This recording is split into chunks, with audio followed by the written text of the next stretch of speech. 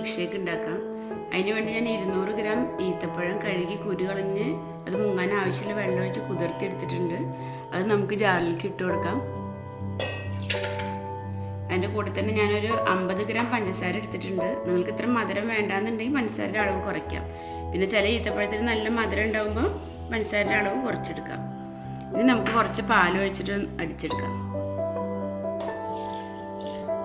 നന്നായി അടിച്ചതിന് ശേഷം നമുക്ക് ബാക്കി ഇൻഗ്രീഡിയൻസ് ചേർക്കാം.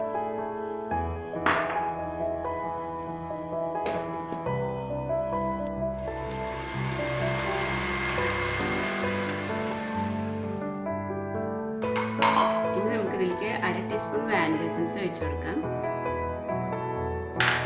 പിന്നെ ഞാൻ 1/2 ടീസ്പൂൺ ഇൻസ്റ്റൻറ്റ് കോഫി പൗഡർ എടുത്തിട്ടുണ്ട്, അതും ഇട്ട് കൊടുക്കാം. ഇനി ബാക്കിയുള്ള പാലും കൂടി ഒഴിച്ചിട്ട് നന്നായി അടിച്ചെടുക്കാം. നല്ല തണുത്ത പാലാണ് ഞാൻ ഇതിന് എടുത്തിട്ടുള്ളത്.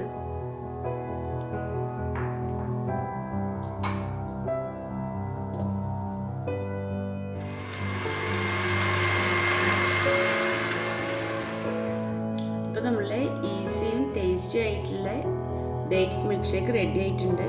ഇനി നമുക്കത് സെർവിങ് ഗ്ലാസ്സിലേക്ക് ഒഴിക്കാം.